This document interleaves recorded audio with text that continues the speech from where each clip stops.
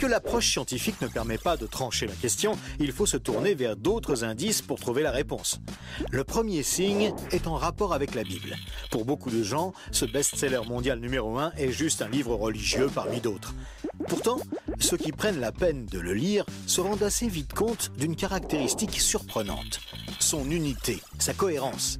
Bien que sa rédaction ait demandé 1500 ans, elle nous dévoile un propos cohérent qui s'est construit progressivement au cours des siècles et qui apparaît au final comme un édifice impeccable, majestueux, et qui dépasse totalement ceux qui l'ont construit.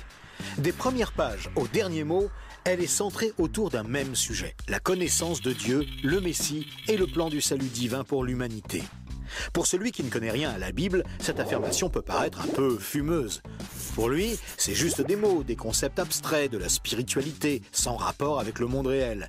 Mais pour celui qui la lit et cherche un peu, l'évidence devient de plus en plus écrasante que quelqu'un, derrière ce livre, au travers de centaines d'épisodes, de miracles, de prophéties et d'événements surnaturels, quelqu'un a construit un message qui nous est adressé. Par exemple, Moïse expose clairement la base de la relation avec Dieu et annonce la venue du Messie. 5 siècles plus tard, David, parmi d'autres, prophétise les détails de la crucifixion tout en engendrant les ancêtres de Jésus. 300 ans plus tard, c'est l'œuvre monumentale d'Ésaïe qui complète de façon saisissante le portrait du Messie, annonce son sacrifice, sa résurrection et la future restauration mondiale. Et c'est comme cela tout au long des 66 livres de la Bible, avec des centaines de détails et révélations surnaturelles. Et cela pose une vraie question. Comment cette quarantaine d'auteurs tellement différents, Moïse, David, Salomon, Ésaïe, Daniel ou Jésus, qui a accompli des dizaines de prophéties par le seul fait d'exister, comment peuvent-ils parler d'une seule voix et aborder chacun une facette du même message ? Sans se connaître, ils se confirment mutuellement et construisent le même tableau, un seul tableau immense et qui les dépasse totalement. C'est complètement incompréhensible et impossible à réaliser. Ils ont été chefs d'État, bergers, prophètes ou apôtres. Ils ne se sont jamais connus, ont vécu à des siècles d'écart et sont pourtant en parfaite unité, centrés exactement autour du même sujet. Impossible, n'est-ce pas? Et c'est un cas totalement unique. Ni le Coran, qui ne s'appuie que sur un seul homme, sans antécédent, ni aucune confirmation postérieure, ni les écrits hindous, truffés de récits légendaires, ni aucun texte religieux de l'Antiquité n'a ce caractère unique. La Bible seule comporte cette sorte de filigrane attestant de sa véritable origine. Le second signe est lui aussi au cœur des passions les plus extrêmes. Il s'agit du peuple juif. Étrangement, le simple fait de parler d'Israël déchaîne des réactions quasi irrationnelles. Certains veulent son extermination, alors que d'autres le voient comme le paradis sur terre. Mais si on veut bien rester calme et juste considérer les faits, l'histoire, il y a pourtant de quoi s'interroger sérieusement. Comment ce peuple, haï depuis toujours, déporté une première fois, puis revenu sur sa terre il y a 24 siècles, puis déporté à nouveau et dispersé dans le monde entier pendant 17 siècles, comment a-t-il pu survivre? Et comment est-il demeuré un peuple distinct? Aucun autre peuple n'a jamais connu une telle trajectoire, défiant toutes les lois historiques. Comment a-t-il pu reformer un État et même se remettre à parler son ancienne langue? Ça n'est jamais arrivé à aucun autre peuple. Il y a 25 siècles, le prophète Ésaïe posait une question étrange. Un pays peut-il naître en un jour? Ça ne s'est jamais produit, sauf pour la nation d'Israël, qui est née en un seul jour, le 15 mai 1948. Et cela, à peine 3 ans après la fin de la guerre et la solution finale mise sur pied par Hitler pour les exterminer. Et ce n'est pas tout. Le lendemain, Israël était attaqué par les armées de 4 pays arabes, supérieurs en nombre et en armement, et il a pourtant gagné la guerre. Des soldats ont même raconté avoir assisté à des interventions surnaturelles. Étrange, non? Par la suite, malgré le rideau de fer, des milliers ont émigré de l'ex-URSS, accomplissant une antique prophétie qui mentionnait le retour des Juifs depuis le pays du Nord. Si on considère sa contribution à la science, les Juifs ont remporté 20% des prix Nobel, alors qu'ils ne sont que 0,2% de la population mondiale. Comment est-ce possible? 150 ans avant, ce n'était qu'un pays désolé, entièrement livré à la mauvaise herbe. Et aujourd'hui, on en parle comme d'un miracle d'agriculture. Ésaïe avait prédit que même le désert refleurirait. Et on trouve aujourd'hui des cultures jusque dans le Negev. Interrogé par le roi de Prusse, Frédéric II, qui lui demandait une preuve de l'existence de Dieu, son chapelain lui avait répondu « Les Juifs, sire, les Juifs ». Et d'où vient la première religion mondiale? De Jésus, un juif, dont l'enseignement, la mort et la résurrection continuent à impacter en profondeur la société humaine. Évidemment, ce peuple est loin d'être un modèle, et il a souvent sombré dans la corruption. Mais la Bible déclare que Dieu en a fait un signe parmi les nations. Qui pourrait dire le contraire? Pour terminer ce bref survol, une considération d'ordre moral. Encore un sujet tabou et pourtant... La Bible présente le bien et le mal comme des valeurs absolues, des valeurs extérieures à l'homme, qui les perçoit cependant par le moyen de sa conscience. Au contraire, la vision matérialiste de l'homme affirme que le bien et le mal sont des notions culturelles, relatives, résultant d'un long processus évolutif de l'être humain. Pourtant, tout le monde considère certaines valeurs morales comme supérieures à tout le reste. Par exemple, violer une petite fille, massacrer des bébés, commettre un génocide ou laisser quelqu'un mourir de faim sont considérés comme cruels et inacceptables. Même si certains tortionnaires ont affirmé qu'ils n'y voyaient rien d'immoral, nous pensons qu'ils n'avaient pas le droit de faire ça. Mais pourquoi le pensons-nous? Pourquoi pensons-nous que certains préceptes moraux sont supérieurs? D'où vient ce sentiment qu'il existe, en dehors de nous, des normes morales supérieures, des normes indépendantes de nous, puisque nous nous sentons nous-mêmes jugés par ces exigences morales? Étrange, non? Nous avons parfaitement conscience d'être imparfaits. Nous pensons que l'humanité est détraquée, mais par rapport à quoi? Ce sentiment de culpabilité contredit d'ailleurs la théorie de l'évolution et son hypothétique lutte pour la survie. Et pourquoi l'homme aspire-t-il au merveilleux, au paradis, quelle que soit sa culture? D'où vient ce sentiment intérieur qui fait exactement écho au récit biblique? Cette conscience, issue de nulle part et en parfait accord avec la Bible, constitue encore un autre signe tangible, bien difficile à nier.